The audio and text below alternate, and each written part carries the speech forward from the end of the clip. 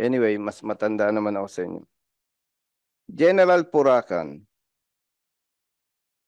dito po sa inyong report na ginawang biddings from 2001 to 2022, may 5 biddings na naganap dito sa inyong fire trucks. Tama po ba? That's accurate, Your Honor. And out of 5 biddings, 3 dito, ang winning bidder, F. Cora Industries. Tama po?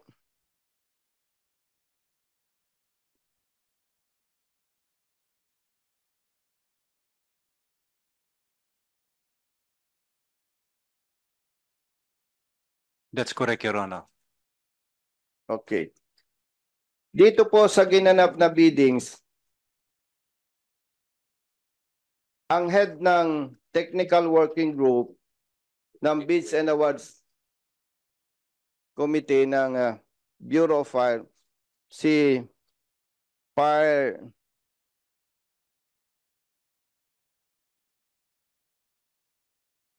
Superintendent Gary Lunas. Tama po ba? Yes, Your Honor.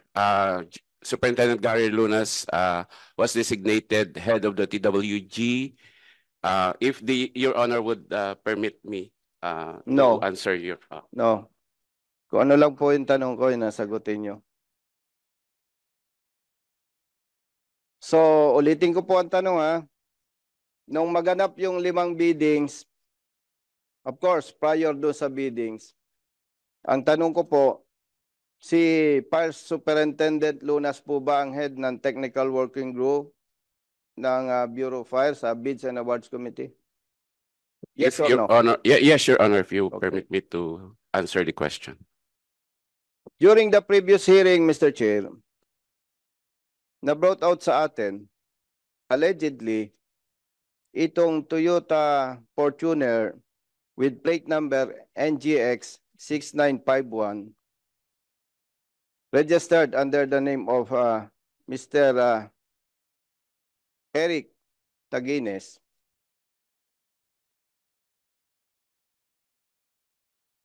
ay nabili ito ni ni Fire Superintendent Gary Lunas, itong sasakyan na to. At sinasabi, Mr. Chair, na itong Fortuner na to, itong dating may-ari ay employee nitong F. Cora Industries. Ang tanong ko po, Mr. Chair, sa Bureau Chief, siyempre nag-iimbestiga kayo. And ang naging issue dito ay yung integrity nitong inyong TWG. Dahil kung titingnan natin, kung head ka ng TWG, bumili ka ng sasakyan doon sa empleyado ng laging panalong bidder, mahirap ipaliwanag yon. Kasi pwede ka namang sa ibang car owner bumili. And during the previous hearing, Mr. Chair, tinanong po natin kay Fire Superintendent Lunas, magkano? Hindi raw po niya matandaan. Tinanong din po natin, ano ba yung arrangement? Cash or hulugan? Installment daw. Magkano? Depende. So yung mga sagot pong ganon ay sa atin na mga hindi naman kahapon lang ipinanganak, questionable na po yun eh. So ang tanong po, Mr. Chair, sa Bureau Chief kay General Puracan, kayo po nag-conduct ng investigation. Tama po? Yes, sir. That's correct, sir. Malinaw po ba sa inyo bakit kailangan mag-conduct kayo ng investigation? The purpose of the conduct of investigation, sir, is tinitingnan namin kung may influence ba talaga yung position ni Colonel Gary Lunas as technical working group sa results ng pagpapanalo ng bidding or in the course of bidding. Sa findings kasi namin, sir, is yung function ng technical working group subject for review ng Bids and Awards Committee. So ang final decision, sir, is yung Bids and Awards Committee. By the way, Review. Congressman, if I may interject, so who is the chairman of the BAC? Superintendent Jesus Fernandez. Okay. Sino ang vice chairman? Manuel, Your Honor. Manuel. Yes, Your Honor. Who are the members of the BAC? Chief Superintendent Luis. The Bluis? Yes, Your Honor. Fernando Luis Conrad. And then Chief Superintendent Abrenica, Your Honor. Abrenica. Yes, Your So, apat kayo. Chief Superintendent Dulot, Your Honor. Dulot. Yes, Your Honor. So, 1, 2, 3, 4 Five members. Your Honor. members. And the technical working group headed by Gary Lunas. Yes, Your Where Honor. is Gary Lunas? He is already relieved as chairman of the head of the technical. Still in the Bureau of Fire. Yes, Your Honor. You should have invited him to be here as well. Dapat andito si Gary Lunas. Ba't hindi niyo sinama? And also these members of the BAC. Si Manuel, si Dublais, Abrenica, Dulot. Andito kayo lahat? Andito lahat? Andito lahat, ha? Si Gary Lunas lang ang wala. No, sige, please continue. Before you proceed, the chair would like to acknowledge the presence of Congresswoman Franz Castro. And I read the letter of Cura. Wala daw siya dito. Nasa NB will be represented by Attorney Labito Baligod. Sino ba? Ay, si Attorney Baligod. So later we'll be asking you, but we don't know yet if we will be allowing the lawyer to represent the actual invited resource speaker. We will be talking with the members because this chairman will not decide on his own. So I'll be consulting with the members. Just a Yes, Attorney Baligod, before just a point of clarification, Mr. Chair. yes. I am not here as a counsel of FCURA, but a representative of the company. Oh, okay. I have already submitted the special power of attorney executed by FCURA to the committee Yes. secretariat. So the owner of the company is Cura. Si ano pa rin, siya pa rin. Yes, In other words, you were given by Mr. Cura the special power of attorney of the corporation. that's correct, Mr. And nevertheless, we will be discussing as well if we will be going to allow. Never that we allow the lawyers or the even given the SPA. But we will be talking about it in a later time. Okay, so please proceed. General Puracan, after the investigation, nirelieve ninyo sa position si Fire Superintendent Lunas.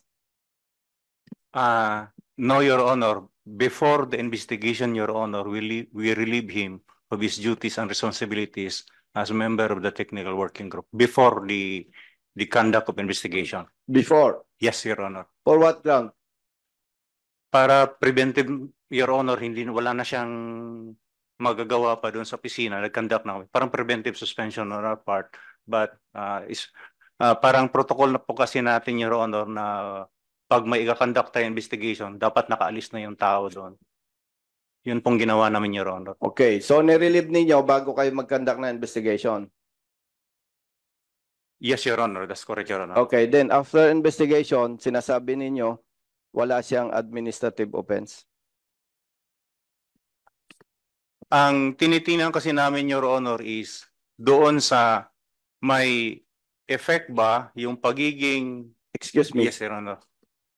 Sagutin mo muna yung tanong ko. Diyan na Puracan.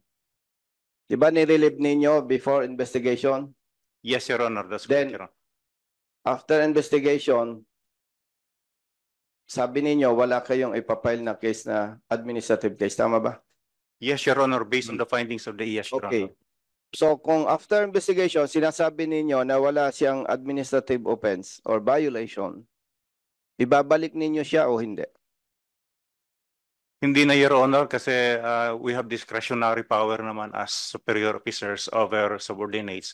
Doon na talaga namin siya hindi na namin siya ibabalik. Kung wala siyang administrative offense, bakit ayaw ninyo ibalik? Dahil may discretion kayo, ganun lang. Whether we like it or not, Your Honor, may taint na doon sa pagiging assignment niya. Hindi lang talaga namin ma-prove na may effect yung pagiging assignment niya as TWG. Pag nating ano yung usapan natin, yung hearing, no? Hindi nyo ibabalik kasi naniniwala kayo, questionable na eh. Dahil inamin niya na yung Toyota Fortuner na binili niya pag-aari ng employee ng FCURA, di ba? That's correct, Your Honor. Ibig nyo sabihin, wala kayo nakikita siya, wala. By the way, na-prove na ba ninyo? Siyempre, nagkanda ka na investigation. Nag-submit ba siya ng documents pertaining do sa Fortuner? Based on the investigation of the IAS, Your Honor, the name of the Fortuner is still in the name of the previous owner, and it was not declared under SALN doon sa findings ng IAS. See? Tapos, putol na yung inyong investigation doon. Wala kayo sinasabi na, alam nyo, legally speaking, one, bumili siya doon ng sasakyan sa bidder. Laging panalo. Second, inamin na niya yan eh. Third, hanggang ngayon, nakapangalan pa. So, anong intention niya? Eh, di ba dapat legally kapag bumili tayo ng sasakyan, ita-transfer natin yung ownership? Tama po ba, General Puracan?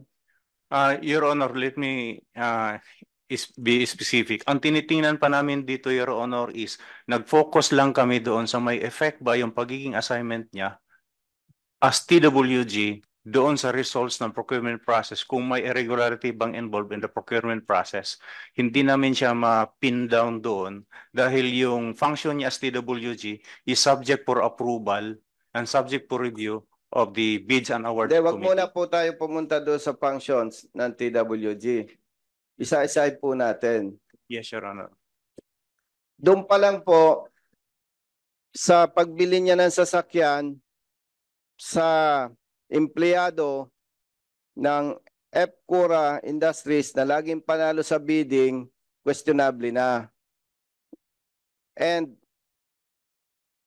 bakit hanggang ngayon pala nasa pangalan pa ni Mr. Taguines yung Fortuner?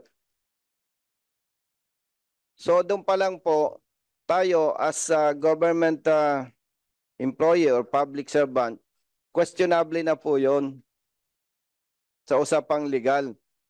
And dapat sana may kaso na yan ng administrative case. Doon pa lang sa ginawa niyang yon, mali na po yon. And kung sasabihin po ninyo na hindi nyo ma-prove na may irregularity, mahirapan talaga kayo doon. Pero kung titingnan po natin talaga, being the head of TWG ng Bids and Awards Committee at meron siyang ganong relasyon sa employee, may problema na po yon. So, kailan po ninyo tatapusin ang investigation? Para kasi kung hanggang dyan lang yung inyong investigation, mali, pero dapat balik nyo siya sa position. Oh. Yung investigation namin, Your Honor, on DEAS is, as I said, Your Honor, doon kami nag-focus sa may effect ba yung assignment niya as TWG doon sa results ng procurement process, which is nakita namin hindi. Iba ito, Your Honor, doon sa may irregularity ba, may pananagutan ba siya sa pagbili ng sasakyan na hindi pa nakalipat doon sa pangalan niya at na-declare niya sa SALE niya. Iba po, Your Honor. Iba yun, Your Honor. With respect po sa iyo, parang sinortcut mo eh. Samantalang, ang dapat po sana, doon muna kayo mag-focus. do sa kanyang ginawa na pagbili ng sasakyan do sa sa empleyado ng FCURA. Tapos nakita naman ninyo, inamin na niya, talagang binili na niya. Yes, Hindi nga sir. natin alam kung paano binili. Mukhang hindi bilihan yan eh. Dahil sabi niya, installment, magkanong monthly, depende. Payable when able. Doon pa lang po, ma-establish na ninyo, may administrative offense yan. Hindi dapat ginagawa natin yun eh. Then, yun yung i-connect mo dito sa... By the way, sige, pagbigyan ka namin muna doon sa punto na yon.